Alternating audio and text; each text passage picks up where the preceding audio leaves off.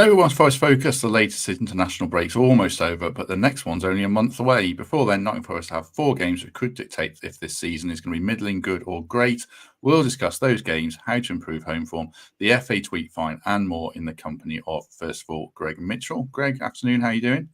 Good, yeah. Feels like ages since I've been on one, so hoping your mum pops up in the chat again so we can say hello. Oh, no, she was on holiday then. She's back to, well, she's retired. She's not doing anything, so she might do for all I know, actually. But no, she might well do. She might well do. Temps was supposed to be with us. I'll add him in if he joins us. I assume there's a crisis at work. But in the meantime, good to have Greg with us. And also Reds legend Garry Birtles. How are you doing, Gary? Yeah, very well. Thank you, Matt. Good to have you with us. So, like I say, we'll start with football stuff, then we'll do some off-the-field stuff around tweets and training grounds and all that kind of stuff. Football-wise, though, Forest in the next bracket of games before the next international break have got Palace at home a week today, Leicester away, West Ham at home, and Newcastle at home, and then a break, and then it's Arsenal away. So looking at those bracket of 4 games, Gary, it looks quite good on paper. 3 home games, Leicester away, obviously, lots riding on that in terms of bragging rights. But if you look at their position in the league table, it's a decent fixture. How do you view those games? Do you view them as a bracket of 4, or you take each game as it comes type man? Well, I had to because I'm an ex-player. You only looked at the next game. But we said this before a ball was kicked. The start looked really promising for us if we could get the results. The only concern at the moment for me, like everybody else, is the home form. It's totally turned on its head from, previous. People hate coming to the City ground because we're resilient. We beat the top teams.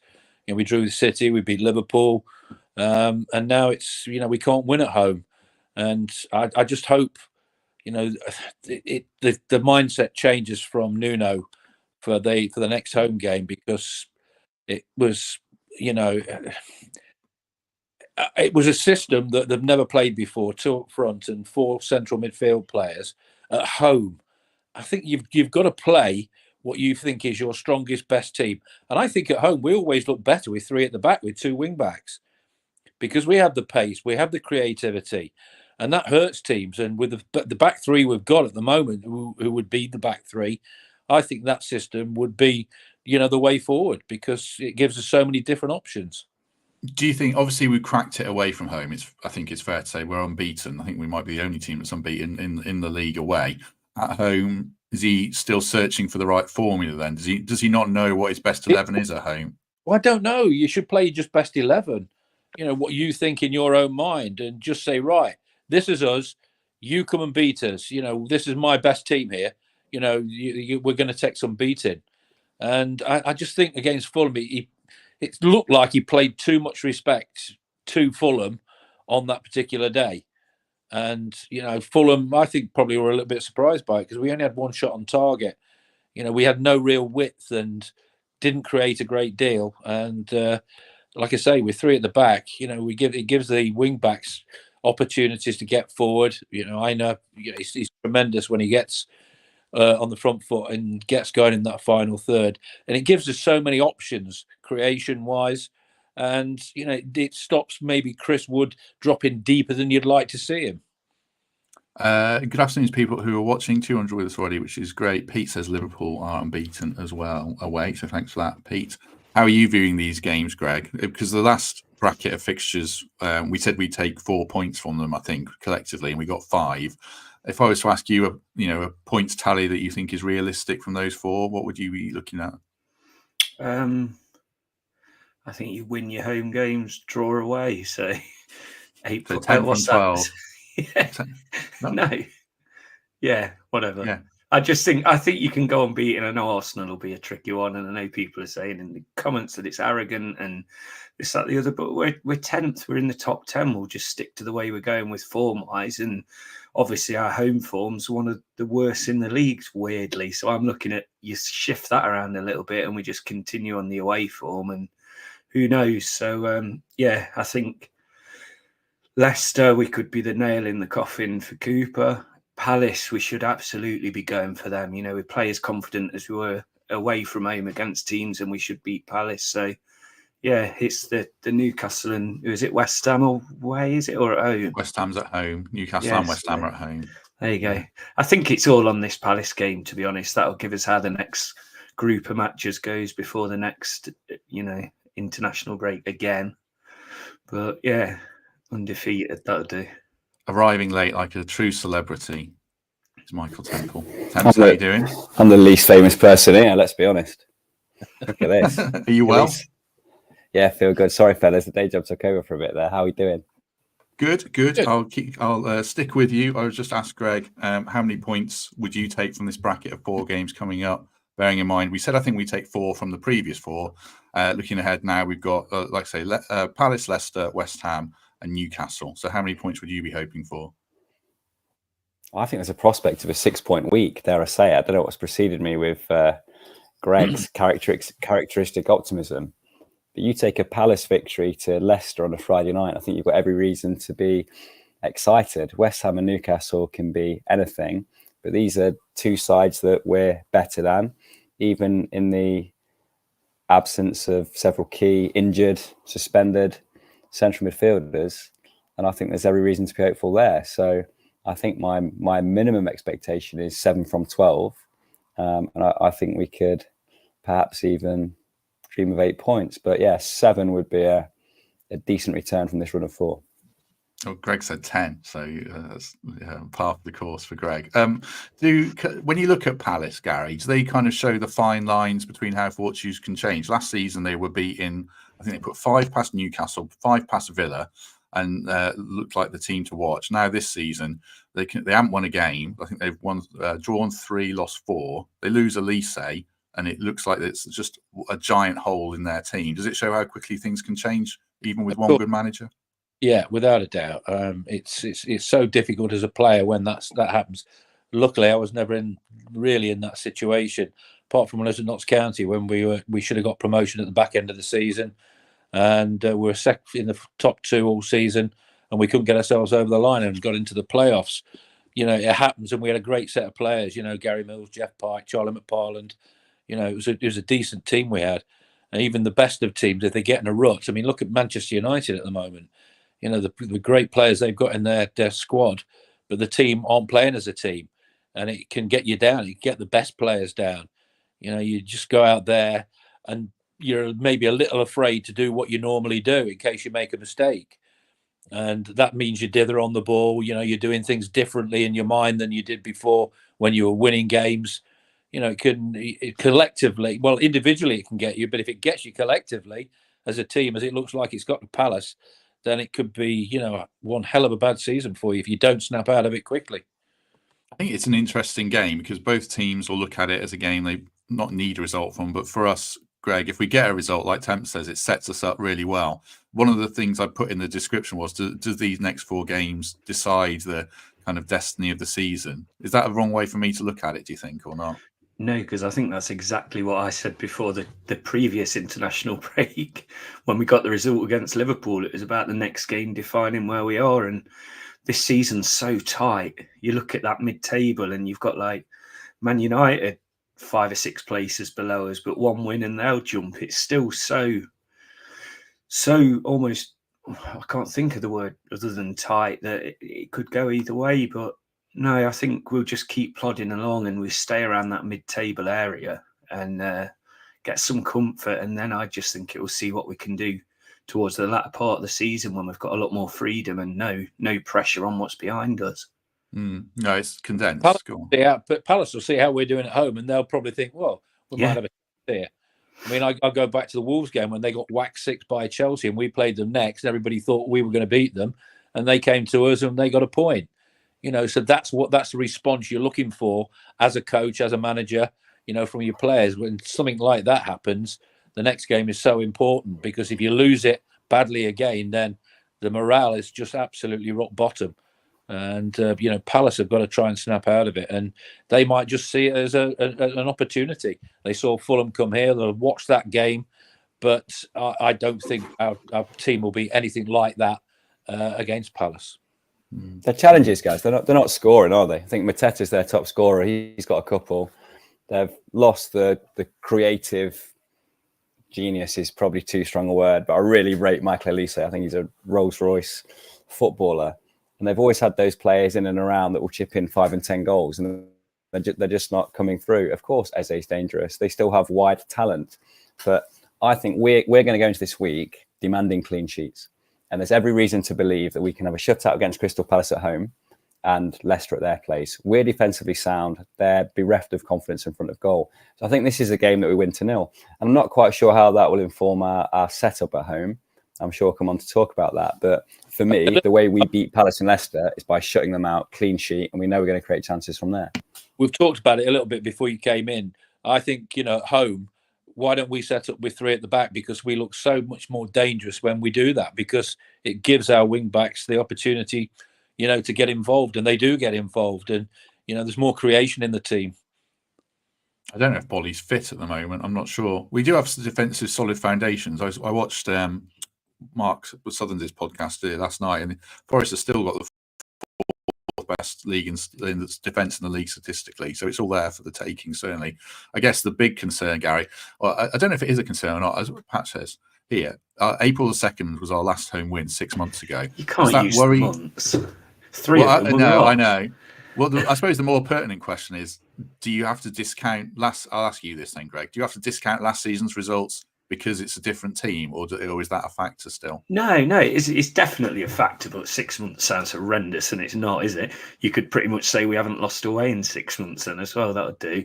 But it's Premier League. It's tough. Every single team has got so much quality. But what we have shown this season is the ability to fight, especially away from home. And it's not going to take a lot to change that and get it at home. I think Monday night, lights, everything, it's just set up perfectly to change this. And it's not a rut. It's not like it's a catastrophe because of what we're doing away. We're a quality side, much stronger, it seems, than we were last season. But yeah, we'll win at home and then all will be forgotten. And then suddenly it'll be, this is how good we are, home and away.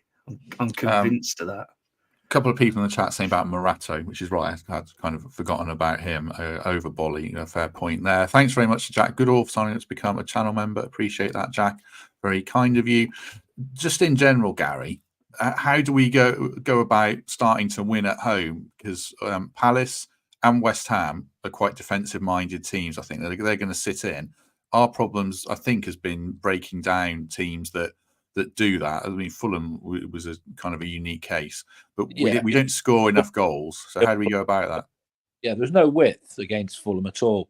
It's quite predictable, and the way we were played. And I'd just like to keep saying, once you've got that pace in your team with Hudson-Odoi and Alanga, then you've got to utilise that at home, because that's what we did last season. The excitement around the ground when those two got on the ball and when Aina got on the ball. There was a creation every time we went forward, and we've got Gibbs White just behind. It just looks so much more productive than 4 at the back. You've got to change something at home. So why not go back to that? Because it worked so well before. What if a team's sitting in against you? What's the key to breaking them down? Is it moving the ball quickly? Is it getting it out wide? Patience, getting it wide, getting behind them. Mixing it up. Try and go through the middle, then go wide. But if you haven't got those wide options, then you become predictable. Like we were against Fulham, 1 shot in 90 minutes. Not much was created because there was not much pace there, and nobody was getting past the 2 strikers, and that didn't work. 2 strikers up front, so it was. I think that was a total one-off. But I thought, I just hope Nuno's looked at it, learnt by it, and we see a totally different setup against Palace. I saw an interesting chart this morning, Temps, around goal involvement of players at all the clubs. And the top teams have got it shared between 4 and 5 players, with a couple dominating. Ours is just Chris Wood and Gibbs White, and then there's very small slices for all the other players. We're about 14th or 15th in terms of creativity. It's a bit obvious, but we can't keep relying on Chris Wood to get the goals, can we? Well, we certainly can't rely on Morgan Gibbs White in this little run of games, can we? Look, Chris Wood has proved that this wasn't a flash in the pan in a form sense. Maybe it was sparked by in and around that hat-trick at Newcastle, but what he's sustained since then shows he's still plan A right now. I think what I want to say is, 4 at the back doesn't have to be more defensive than 3 at the back when you've got adventurous fullbacks and a progressive player like Murillo that can stride out, start attacks, spray passes, shoot from halfway, all the things that he does. How do we score against a team that's going to be deep and compact? Start both wingers. I just think it's crucial to me that if they want to be deep and invite us on, rather than give us our preference of countering against a broken field, we need players like Anthony Langer and Callum Hudson-Odoi to be on an island with 2 players occasionally to disrupt that defensive shape, to draw defenders and create space for others. We've seen it a few times this season where Callum Hudson-Odoi now doesn't escape the attention of a defensive wide midfielder, forces them back into their shape. But that creates space for attacking fullbacks of the profile that we have, both in the starting 11 and to come on from the bench later on, to make that overlapping run, to stretch it, to cause them problems. So I'm more convinced than ever now that we can break down teams that come to the City ground and show us that respect of camping, of not imposing their style away from home, that think about what we're going to do. So we can just go with plan A. And I think plan A against these teams is to play those boys from the start. Yes, we nailed it against Liverpool. We introduced them at the right time, made the game shorter and got it done. But we've also been frustrated and had to make attacking substitutions later in games to try and force the issue.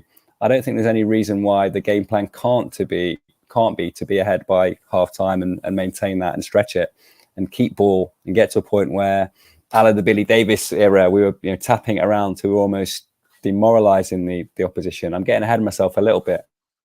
But the 2 points I want to land are, yes, Chris Wood is the real deal and is the man for now. I'm not concerned about him as our primary striker this season. I'd like to see width and us impose our style on the likes of Crystal Palace and Leicester.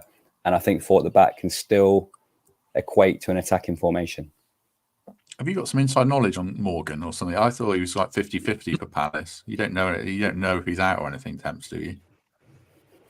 No, absolutely no inside information whatsoever. But that you said we can't rely on him for the. That's all right, because you said, we can't rely on him for these next 4 games. He's like Mystic Man. No, look, I am speculating, but he came off with an injury that was sustained outside of contact, wasn't it? Which maybe hints at at least playing through the pain or some kind of ligament damage. Like, I don't know. I'm absolutely speculating, but of course I want him in the side, and if he's fit, we should pick him. Good. I thought you just dropping some inside knowledge in there on the side. It's going to go wild now with the local local journos. Do you think he'll start? Do you think he'll start against Palace? No, I do. He's out and about in Nottingham, isn't he? He's been seen. He's not. So am I. Well, you took me in your. Me and Garry Birtles are out about in Nottingham. We're not starting against Palace. No, but Morgan's often he's a bit like Saka, isn't he? He's always he looks he gets booted everywhere around the pitch every 90 minutes and hobbles off quite a lot, and then he just plays. So my gut is he'll play, but I don't know. I must admit, I saw the latest video of him getting ready for the annual team photo, and I thought, he looks like he's walking well, but obviously you don't know when it was filmed. So yeah. We'll wait and see. I mean, I wouldn't be surprised if he didn't play v Palace, but how many games he doesn't miss? He barely missed a game, has he, through injury? So we'll see. He had a cough, didn't he? He had a cough back in halfway through last season, which held him back for a little bit. Yeah, but not as long as it was meant to, as I recall. Anyway, let's just take a word or a short video, should I say, for our sponsors, the Trent Navigation, just to show that they have an exciting gig coming up. Rick Parfitt Jr. returning around Christmas time. So we'll see you in 26 seconds.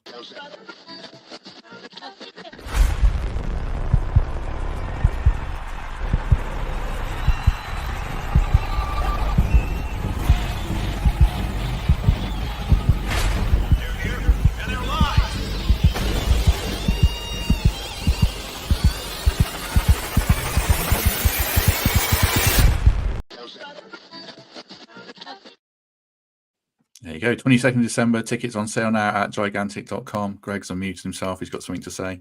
No, I went to is the David Prutton M&M one sold out? Is that gone now? That's still going. No, that's it's still happening. Don't worry. Sorry, Greg. No, it was brilliant. He was such an entertainer. I didn't know what to expect, and he was so good. So I'll be there. Yeah, Perfect lovely guy. Christmas therapy, that one. Lovely guy. I'll try and get him back on here certainly before that in advance. Sticking with Chris Wood, lots of talk that he's going to get a new contract, or some tentative talk, I should say, via Alex Crooks. I shouldn't say lots of talk. But the thing I wanted to ask you, Gary, about Chris Wood, I think he's 32, almost 33. But I saw some quotes from him the other day saying he wants to play till he's 38, I think. When you look at his style of play and how his game is built, can that work for him? As a striker, it's more difficult, I think. My body told me when it was time to pack in, I was 36. I was lucky to get to 36, I think. And my back just packed in.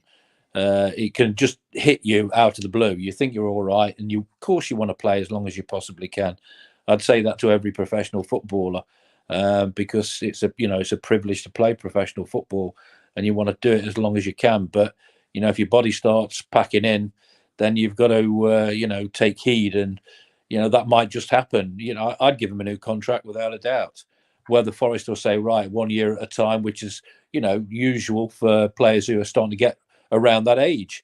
You don't mind. Then you've got a year to prove yourself, another season to prove yourself, and if you do, then you'll get another contract. So I wouldn't have thought it may be a long-term contract, but I'm sure everybody would say and agree that he deserves one. There's no regression in his game at all, though, Greg, is there? I mean, if he gets less than 12 goals this season from now, that would be a disappointment, wouldn't it? Yeah, I've just seen his goal from last night, and just good. Sorry, I missed the first bit.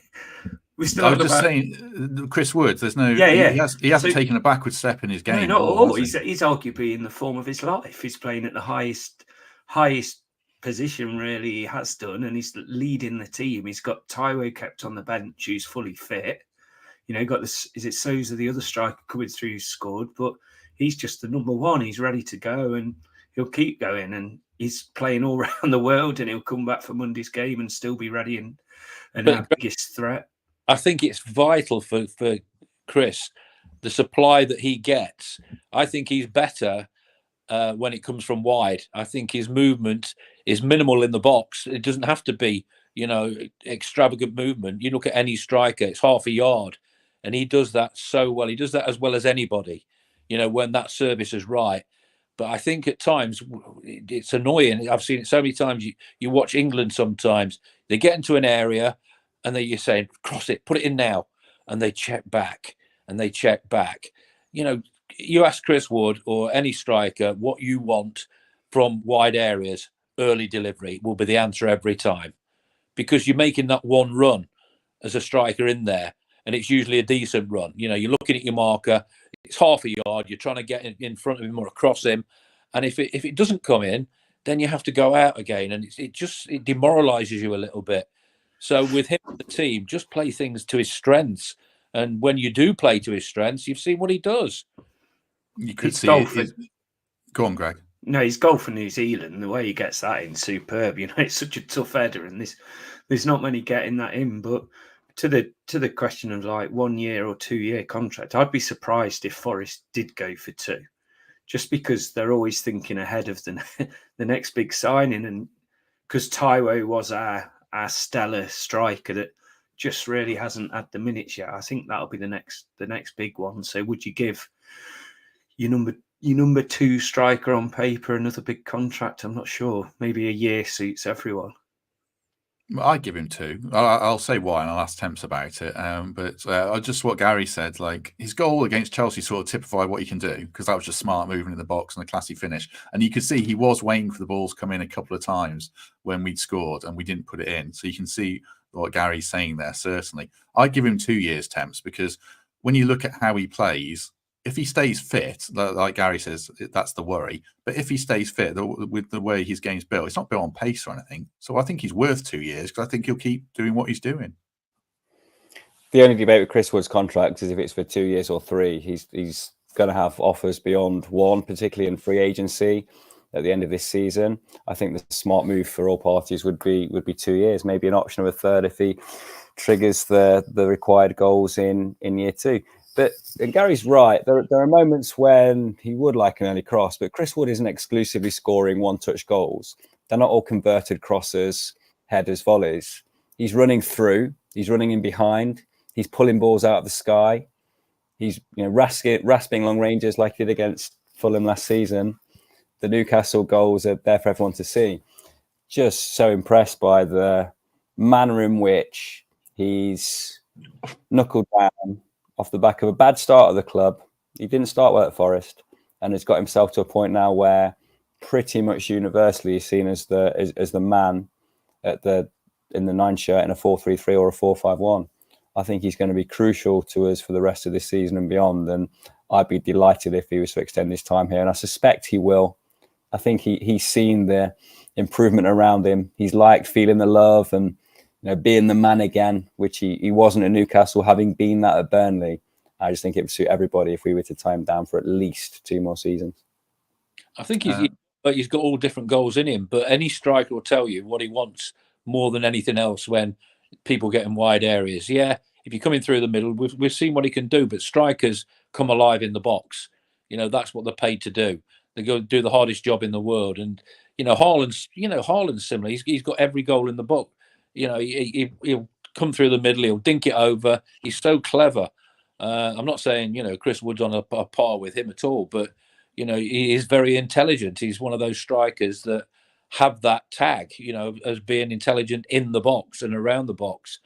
But when you get the opportunity, just play it in when you get wide. We get in some really good areas because we've got players who can do that. And, it's just, I can remember playing. And when you didn't get that early service, it's you think, oh, not again. I've got to go back out. I've got to try and make another run. And that's all I'm saying. When we get in those areas, which we do a lot, I think he'd score quite a few more if the delivery was a little bit earlier. Gordon asks, does anyone know a decent floor layer who'll travel to Spain for a job? I assume he I assume he thinks you're a decent floor layer, Gary. Would you travel to Spain, or is that a bit far? Well, it depends what, how long he wants me to stay in Spain for. I've still got all my gear, all my knee kicker and my Stanley knife and my chisel. A couple of weeks at least. Yeah, it depends on the accommodation, the bar tab, the proximity to bars and beaches. I think Birtles can be bought on this occasion. So if you can send a more formal proposal, we'll consider it. Yeah, and take a percentage. Sticking with sort of on pitch stuff, there's sort of a report of the weekend. It's pretty tentative, I think, of interest in Milenkovic. Newcastle linked with him, saying Forest want 50 million euros. It was from courtoffside.com. I don't know if they're any good or not, but it just made me think, Greg, that I guess this is going to happen more and more with players like Milenkovic, isn't it? Because they're having good seasons. So would you worry about these links, or is it a good thing? It's a good thing. Get used to it. We're going to keep getting linked. We're going to keep getting it. If I was a club, I'd be going for both of them at the same time, but they're not going to get them. Whereas for this season, it's going to take more than 50, 60, 70 million to absolutely disrupt one of our most influential players. So it's just not happening this winter at all. Neither of them are going to go at Christmas. It'll be maybe in the summer, some astronomical bid will come in for the both of them or what have you, and then we rebuild again and we trust our recruitment to find 2 more just like that. But it is not happening at Christmas. I think the price would have to be absolutely ridiculous to make one of them leave. Well, if it was from John Percy or Paul Taylor, I think we'd be concerned. But if it's from courtoffside.com, that's the equivalent of me and Greg going to our back garden and just shouting a rumour into the like someone said in the comments, having a chat with someone in a sauna or something. I saw that. I suppose the reason I raised it, Temps, is because we are going to get interest in our players and we do want to keep them. I think the challenge is trying to keep the foundations of the squad that you can build around for years, to me. Like Murillo's probably going to go, but the bigger question is, can we keep a Milenkovic for 4 years? Can we keep Elanga and Hudson-Odoi and maybe Morgan? To me, they're the ones that we have to keep hold of for as long as possible, really. Murillo is going to go at the end of the season, but that's why we signed Morata. I think Fletch made the great point. Succession planning is in this phase of our recruitment is such that in the knowledge that Murillo is going to attract offers that are going to be too good to turn down from teams at the height of European competition, let's go and find the player who looks most similar in that market and mold them so we're ready when that happens. So I'm resigned to that. I'd be disappointed to lose both of them at the same time. I think it's easier to resist a bid for Milenkovic because he's at a slightly different stage of his career. And whilst he's a real class act, I would suggest his ceiling is slightly lower than Murillo. I can only see one of those players ending up at a Real Madrid caliber club, for example. And of course, when you realise those fees and there's no pressure from PSR, it's easy to keep them. But the only surefire way is to keep progressing in the position that we finish in the Premier League table, because there is a natural order. There is a level of finance and a type of midweek fixture that you can only offer if you're in the upper echelons of the Premier League. And that's where we're aspiring to get to. And so far, every season, I think we've made progress. Maybe between last season and the season before wasn't as much progress as we would have liked, but you can see how we've kicked on this year. So we all hope for the same thing. We all hope, to your point, Matt, that yes, we can retain a spine by climbing 2-3 places a year for the next 2 or 3 years. But I think for me, Murillo is the one that I'm resigned to lose. And I take comfort from the mere fact that it'll be for serious finance. Gary asked in the chat when his contract runs out. It's 2029, so he signed a 5-year contract. But he's a player you build around, Gary, isn't he? Milenkovic. I mean, how impressed have you been with him? I've been amazingly, impressed with him. I just think I said before when I was on, I think he's the best signing of the lot. I think he's acclimatised to the Premier League so quickly, because we know how difficult it is. We've seen players come into the Premier League and floundered, but he hasn't. He's taken to it like, a duck to water. And I think you saw his quality in the Euros, and that's what we were missing last season. Somebody who dominated his own penalty box. When it comes in there, you don't cringe now. You don't, cover your eyes with your hand, thinking, oh, here we go again, because Milenkovic is in there. He can head a ball.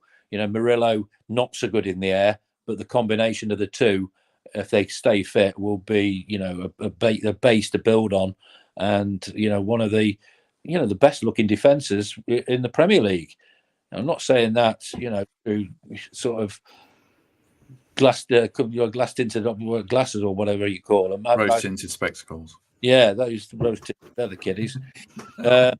It's just those two have bonded so quickly. And the Premier League is not easy to do that in. And I just love watching Milenkovic play, because he reads the game so well. He's comfortable with the ball at his feet. He'll head it. He's not a nice player to play against for a striker. And his all-round game looks, pretty good. Are you surprised no one's... Go on, Greg. I was just thinking out loud, because we always get accused of selling our best players. How do you keep Murillo then? Is it literally just get in Europe? You have to get in the Champions League, don't you? I don't know. His agent's going to be hawking him around all year, isn't he? I would think. But agents, that's their job. Yeah. I don't know. I just we all thought he'd go this summer. He didn't. So you never know. But it feels difficult to me. Just on Milenkovic, Gary, are you surprised? Can you see any reason why a bigger club than us? I know that people won't like me saying that, but there are bigger clubs than us in the Premier League. Didn't take him this summer or not? Well, I just think we took not a gamble, maybe. We've had him watched, as you have to now. And, we've seen something that, other teams didn't, or other teams didn't need in that position, thank goodness. With everybody, all the big boys had time to see him in the Euros and how well he did there. Yeah, I mean, they didn't get very far in the tournament, but it wasn't down to him. His performances were pretty good. And I'm surprised nobody else snapped him up. Yeah, I just don't see any obvious chinks in his armour. I know he's not the quickest, but he reads the game so well. No. Yeah. If your positional sense is good, which it is, then, you've got half a yard on your striker, because your brain's acting quickly. When I went back to centre-half, because I played striker, I knew what a centre forward was going to do, or a striker was going to do, and I backed off, maybe another yard just in case. So yeah, he's a very intelligent defender, and one that I'm delighted we've got. A couple of field matters to talk about for the final section of the show, starting with the tweet fine. We came out last Friday. Both of you chaps tweeted about it, actually. So I'll start with Greg. I suppose there's two questions. Do you think we should have been punished? And if so, is the punishment we've been given too excessive, in your opinion?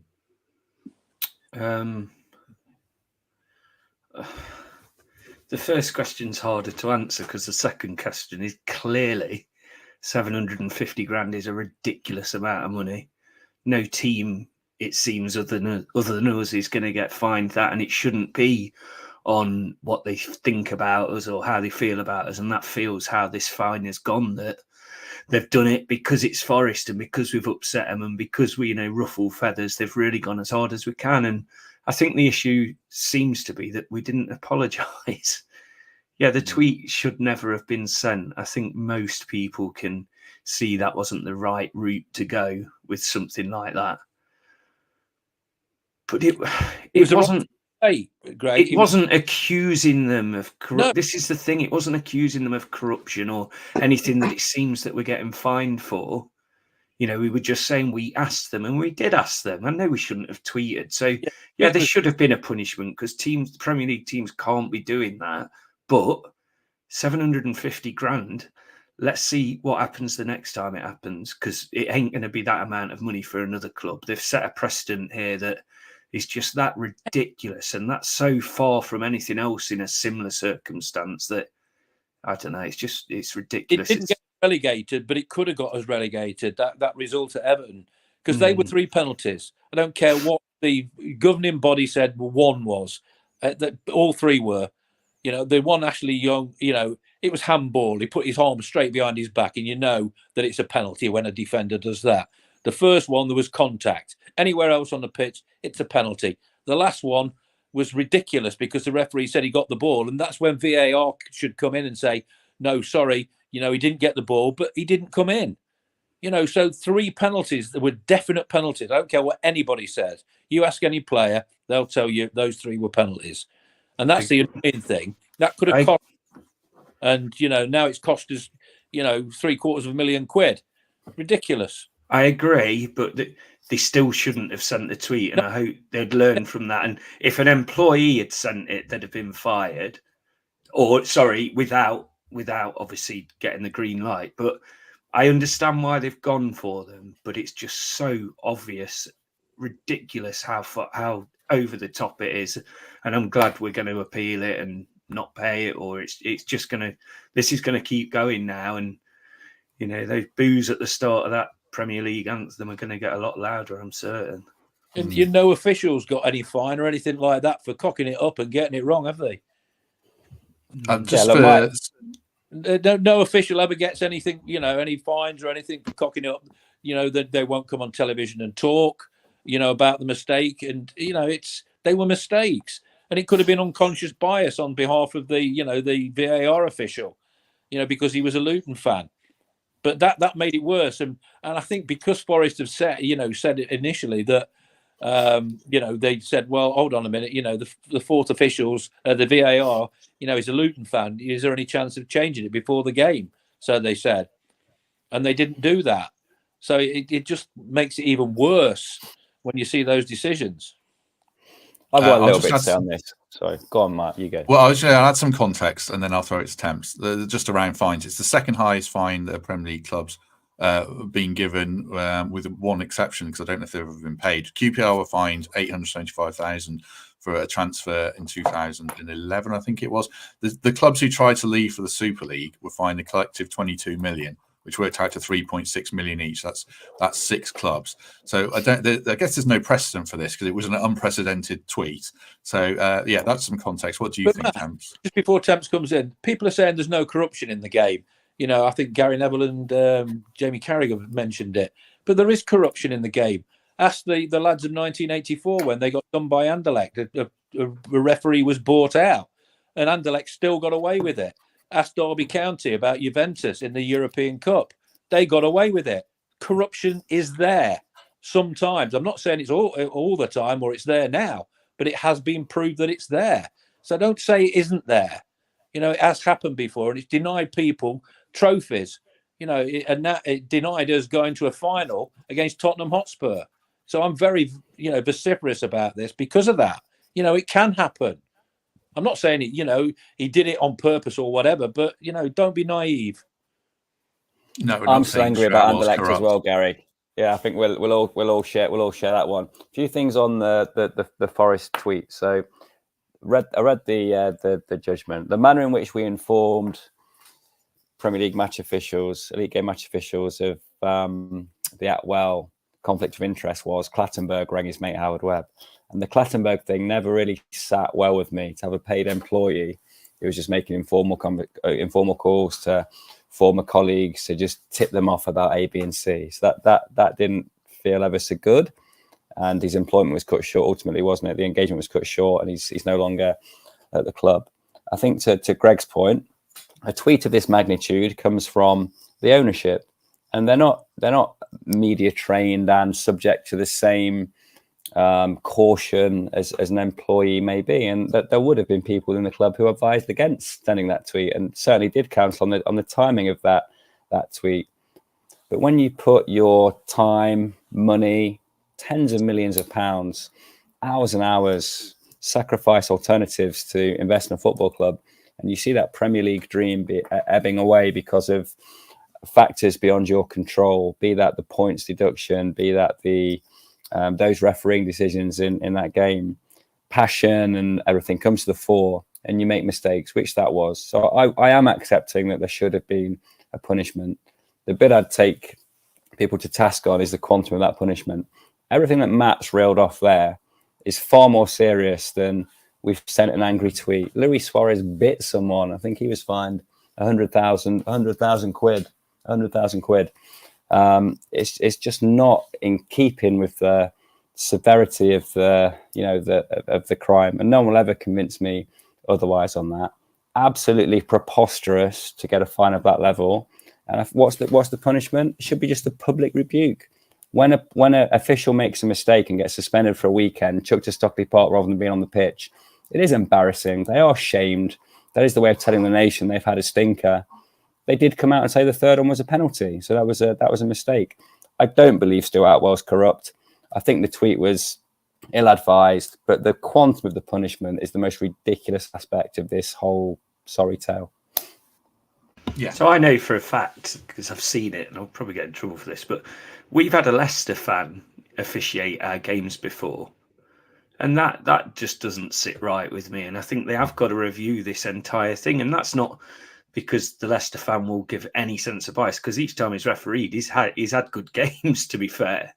But they should just take that out for the fairness of the refs, if anything, so they don't get accused of this, that, the other. So I do get where the frustration comes from. And, when you're playing someone whose team is in an absolute dogfight as well, just take that again, go and let them ref Man U, Man City or something else. I do feel like there's a laziness in how they select these officials. And if there's any sense of bias that could be perceived, then just don't let them do it. Protect them as much as us. Yeah, exactly. Couldn't agree more. I mean, was it the Forest Bournemouth game? Was it a couple of seasons ago when there was the linesman was a Panathinaikos? His family were Nikos fans, and he disallowed the goal that should have stood. Was it? There'll be a point when we can't have anyone refers. Yeah, I think we're heading into choppy waters here, so I'm just going to cut in. John Brooks is the ref Greg's talking about. Yeah, that came up in the media, Matt. That wasn't us. That just no. But I'm worried that John Brooks isn't actually officially a Leicester fan, because I don't know if he lists himself as a Leicester fan. And people say online he's a Leicester fan, but I don't know. He's from Melton Mowbray. I don't know if referees have to register who they're supporters of, and I don't know if John Brooks registered that he's a Leicester fan. So I'll probably cut in there and we'll move along. Right. Then. What? That's naughty then if he didn't. Anyway, I don't know if he is a Leicester fan. Oh. I don't want to get sued by John Brooks. Okay, yeah. Well, I know I've heard what you said before. Right. Well, before we talk about the training ground, quick word for our second sponsors of the episode, who are Global Telemetrics. Last week, I said that it was a Toyota Hilux, which has been targeted across the country. Put completely the wrong picture up. That wasn't a Toyota Hilux. It was a sports car like that. Which isn't a Toyota Hilux. This is a Toyota Hilux. So if you own one of those and you need to get it secured for commercial or domestic purposes or anything else, then Global Telemetrics are the people for you. Clear case of mistaken identity and mislabeling someone who may or may not be a Leicester fan. Right, let's talk about the training ground. Shake your head at me, Greg Mitchell. The club put a video out highlighting all the work that's been done on the training ground, millions of pounds spent. Upgrading it. What did you make of it, Greg? It looks really good. but it feels like we had to do it just to keep pace because of how big and how fast the Premier League is, I guess. Back to this referee. No, I'm joking. Yeah, you saw some stupid comments online popping up the other week from the odd person. You thought, I was lucky enough in the summer to go and visit the training ground, spend the morning down there, and I couldn't believe it. And I thought, why haven't they publicised this? Because it was impressive, some of the stuff they had down there. And I thought, wow, they're just quietly getting on with business here. And you could tell that they'd really done some work. So this isn't me being like a club guy or anything, but when you see it, you appreciate just how much we've come on. Recently they're working with what they've got. You can't just suddenly buy 100 acres and get it built in a season. Of course, they strive to have something like Leicester's training facilities. They're fantastic. And one day I absolutely believe they will, but they're working with what they've got, just like they are with the Peter Taylor stand. Even if it is going to last for a year or something, they're investing because they want it to be right for this season as much as the next 10 seasons. So it's good. I haven't watched the video fully yet, but I've seen it with my own eyes. And I thought back in the summer that this place has changed dramatically and they'd clearly put their money where their mouth is with that. So it's good. And potential players, when they were coming a couple of seasons ago to look at our Premier League facilities and think, oh my God, what am I used to? Now they'll turn up at Christmas or whenever they have a look around and think, yeah, this is a proper setup. This is for me. I suppose that's important as well, Temps. Yeah. Sorry, Greg, if you haven't finished. No, that's the important thing. Yeah, recruitment, Temps, isn't it? You've got to attract top players, and if you show them around our old training ground of the Championship days, that was an uphill task. Yeah, it's hard, isn't it? I mean, you can show a player a plan of where you want to be, the Peter Taylor picture and the vision for the future at Nottingham Forest, but they're going to go to 3 other places where they can see what's there already, and that's so important. Of course, plans evolve, and you can only invest in certain things at certain times. But this is an indication of the level of financial support. So I think I'm right in saying that training and academy facilities fall outside of the PSR calculation. So you are free to make those investments. And as Greg says, it's comparable now to other established Premier League clubs, and it certainly wasn't before. And it can be a difference maker when someone has that decision to make between multiple venues. And you think the quality of recruitment in recent times, just so many more hits than misses, and these things have to be a factor. Of course, finances, of course, the fact that we're now in the Premier League, but seeing the changes to the training ground, which is your base in 90% of your working life as a footballer, can only make a positive difference. I'm sure Garry will tell us about jogging down the river to Trent Pool and how old school it used to be with a decent patch of grass and a gaffer shouting at you from 30, 40 yards away. But the amount of facilities required now to deliver a Premier League training session had surpassed us, and now we're right back at that top table. Yeah. How much of a difference do you think it makes, Garry, having all these new, the pitch that's the same quality as the City ground, the same dimensions, beyond even the stuff around, having a nice coffee machine and all that? Does it make a big difference, do you think? I don't know, because I've never had those facilities to train on. When we were down at the Boots training ground, it's knee deep in mud, and the poor old groundsman, the only place he had to dump the grass when he cut the pitches was in the corner where the trees were. So that spawned loads of nettles, and that's when we were told to run through the nettles by the manager. And then the last man in a 5-a-side net, you got 15 grown men throwing himself in a 5-a-side net. So that was what we had at that training. Even at Man United, the Cliff, when I was there, that wasn't the greatest. It was a lot better than Forest, but it wasn't brilliant. I mean, theirs is state of the art now, and it's great to see Forest trying to get that right and give the players the right facilities to come in every day and enjoy training on. Yeah, it is crazy how much catching up Forest had to do when you look around the Premier League, and how much they put into it, and they probably need to put even more into it. It's such a giant, such a behemoth, the Premier League in general. Just as Temp said, any training ground stuff doesn't count towards PSR. I did text Kieran Maguire this morning about the fines and if they count towards PSR, and he said they do. So that 750 grand will be a 750 grand hit on our PSR as he understands it. I also asked where fine money goes because I couldn't find anything. He wasn't sure where it goes, so I'll see if I can find out via the Premier League. I kind of assumed it went to the grassroots game and charities, but charity, yeah. If it did that, wrong as it is that that we got that fine, that it's nice to be able to see that, but nobody knows by the look of it. Yeah, who knows? Who knows? Certainly. Right. There are 380 people watching, which is lovely. If you haven't already, do us a favor and hit like on the video. Would very much appreciate that. Right. Any other business? Anything you want to add, Greg Mitchell? No. For once. Yeah. Wow. Just enjoyed the weekend off, to be honest. It was quite nice. So nothing to add. What did you do? Well, Laura was away. That was probably why it was quite nice. Are we still recording? Oh no. Yeah. But it was all right. Very good. Anything for you, Gary? 40th. Yeah, just let's be positive going forward. It's been a positive start to the season. It's just that Fulham game that just took everybody by surprise. The team selection. Let's just go and say, right, we've had this start to the season. We've gone to Liverpool and won. We've gone to Chelsea and drawn. We've gone to Brighton and drawn with 10 men.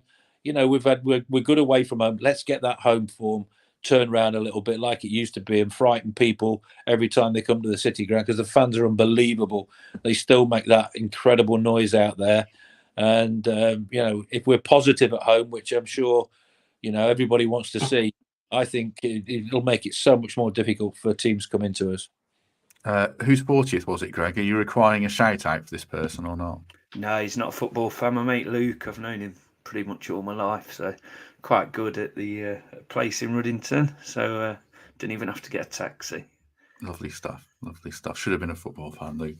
Temps, your voice is recovered and you've had a beer festival. Anything you want to plug?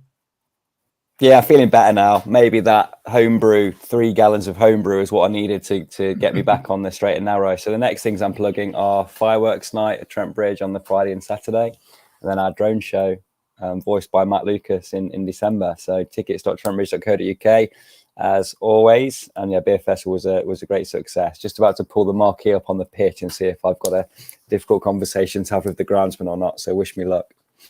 What's a drone show? As it sounds. So yeah, LED drones in the sky. It's like a lights thing. It's a BBC. What do you think it is? Yeah, come on, Matt. Keep up, Matt. Come on. Garry Birtles. Do you not watch BBC One for the turn of the new year when there's all the drones above the Thames and LED lights forming dinosaurs and all manner of things? Do you not have this in Leicestershire? No? Didn't you watch him get rid of the old casino in Vegas the other day? Was it the Tropicana? I'll send you the link. Fascinating. With drones? Well, they had a drone show. You will see when I send it. Yeah, send it me. Sounds like you need to come to the drone show, Matt. So tickets.trentbridge.co.uk. See you there. Yeah, sounds like everyone. Yeah, sounds like everyone needs to come to the drone show. There you go. Get along to it. Right. Thank you very much to everyone who voted for us in the Football Content Awards. That finished yesterday. So we are off. 3 people on this call are off to London to find out if we won or not. Probably not, but we'll have a good night regardless. And also, well done to Forest women. Shout out for them. They won 2-1 at Derby yesterday with a 92nd minute penalty from Charlie Wellings to stay top of their league as they march on towards promotion, hopefully. I think that was everything from me. Did you want to cut in, Greg? You look like you did. No, just my mate Holly was there. She goes to all the Forest ladies games, and I was just going to go and try and find a Forest women's podcast that she does, because give that a shout out because it's worth listening to.